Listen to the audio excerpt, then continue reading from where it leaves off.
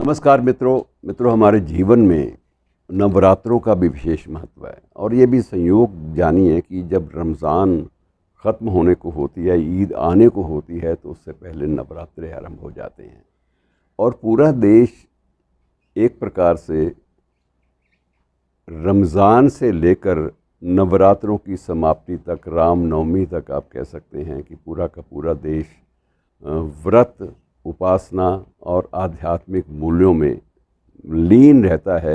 लेकिन ऐसा नहीं होता मित्रों, ये सिर्फ एक औपचारिकता मात्र होती है, क्योंकि मैंने देखा है कई बार कि हर मुस्लिम को पता नहीं होता कि रमज़ान का महत्व क्या क्या है। आ गई रमज़ान, रोज़े आरंभ हो गए और उसके बाद ईद आ गई तो खुशी का वक्त आ गया। और नियम तो हैं कि रमज़ान के दिनों में ये व्रत होगा, ये अनुष्ठान होगा, लेकिन इससे ज़्यादा आगे इसकी कहानियाँ क्या हैं, किस्से क्या हैं, प्रसंग क्या हैं, ये पता नहीं होता। और यही स्थिति नवरात्रों के बारे में भी है। बहरहाल पहले नवरात्रे की बात कर लेते हैं। तो प्रथम नवरात्रा ये प्रथमम शैलपुत्री च ये कहा जाता है। शैलपुत्री के नाम पर देवी का एक स्वरूप है शैलपुत्री का, और उसके नाम को पहला नवरात्रा जो है समर्पित होता है। अब उसमें भी थोड़ा सा हम लोग कोशिश करें कि इन चीज़ों को थोड़ा जानें भी। शैलपुत्री का महत्व क्या है? शैलपुत्री का महत्व, इसका जो जोड़ा जाता है, इसका संबंध वो शिव के प्रकरण से आरंभ होता है, शिव और सती के प्रकरण से। कि शिव की अर्धांगिनी सती ने जब ये पूछा कि महाराज, मेरे पिता श्री दक्ष एक यज्ञ कर रहे हैं तो आपको भी चलना चाहिए। भगवान शंकर की सीधी बात थी कि मुझे निमंत्रण नहीं आया, इसलिए मेरा बिना निमंत्रण के कहीं भी जाना वो श्रेयस्कर नहीं होगा। ना तुम्हें अच्छा लगेगा, ना मुझे अच्छा लगेगा। और तुम हो आओ, क्योंकि मैं तुम्हें रोकूंगा नहीं। वो दक्ष तुम्हारे पिता हैं और उनकी पत्नी तुम्हारी माता हैं। अपने पिता और माता से अलग रहो किसी यज्ञ के अवसर पर, तो मैं ये भी पसंद नहीं करता, इसलिए मैं तुम्हें अनुमति देता हूँ कि तुम जाओ।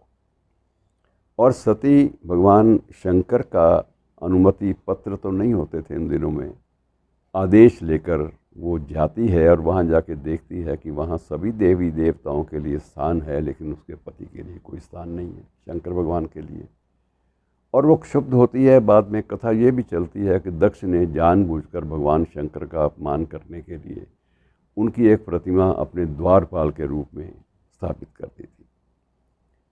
तो उसको, सती को बड़ा एक मन में एक क्लेश उत्पन्न हुआ, एक आक्रोश, क्षोभ हुआ कि ये मेरे पति का इतना घोर अपमान। एक तो ये है कि उनको बुलाया नहीं गया, बाकी सभी देवी देवता आए हुए हैं, और दूसरा उनको इस तरह से एक निम्न कोटि के पद पर स्थापित करना, ये और भी गलत है। वो क्षोभ के वश सती ने उस यज्ञ में छलांग लगाई और अपनी आहुति दे दी। और जब भगवान शिव को पता चला कि इस तरह से अर्धांगिनी ने यज्ञ में आहुति दे दी है अपनी, तो वो बड़े क्षुब्ध हुए। और उस वक्त बाकी प्रलय की कहानियाँ लंबी चौड़ी हैं, वो बाद में फिर कभी किसी प्रसंग में। लेकिन वो आए और सती का जो अध जला या जो शव था उसको अपने वहाँ से उठाया, और उठाने के बाद वो पूरे त्रिलोकी में, पूरे ब्रह्मांड में उन्होंने प्रलयंकारी नृत्य अपने क्षोभ को अभिव्यक्त करने के लिए आरंभ कर दिया। अब सभी देवी देवता परेशान इस बात से, ये तो मामला बड़ा गलत है, और जब तक इनके हाथों में सती का शव रहेगा तब तक इनका क्रोध शांत नहीं होगा। तो उसका उपाय सोचा गया। विष्णु भगवान ने अपने सुदर्शन चक्र को भेजा कि जाओ इस सती के शव के अलग अलग टुकड़े करके पूरे ब्रह्मांड में फैल जाएं, ताकि ये शिव जो हैं उस मोह और उस दुखद घड़ी से ये निवृत्त हो सकें। इनको वहाँ से बाहर लाना बहुत ज़रूरी है। और जहाँ जहाँ सती के शव के कुछ टुकड़े गिरे, वो सभी स्थल जो हैं पूरे के पूरे भारतीय परिवेश में, भारतीय संस्कारों में पूज्य माने गए। और उनमें सबसे उसके बाद ये हुआ कि शैलपुत्री, हिमालय की पुत्री के रूप में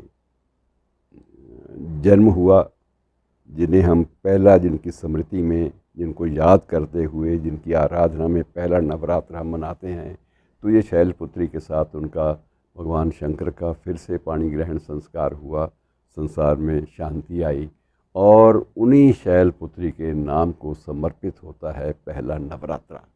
तो ये छोटी छोटी कहानियाँ जो भी जुड़ी हुई हैं, जो प्रसंग जुड़े हुए हैं, पौराणिक आख्यान हैं, इन्हें भी दोहरा लेना चाहिए, तभी आपको नवरात्रों का जो सही फल है वो मिलेगा और सही रूप में आप उनसे जुड़ पाएंगे। तो ये शैलपुत्री की कथा जो आपको इसलिए बतानी ज़रूरी थी कि नवरात्रि का आरंभ, 9 दिनों की जो आराधना है, इसका आरंभ शैलपुत्री से होता है, और ये शैलपुत्री भगवान शंकर की अर्धांगिनी है, हिमालय की बेटी है, इसलिए इनको शैलपुत्री कहा जाता है। धन्यवाद।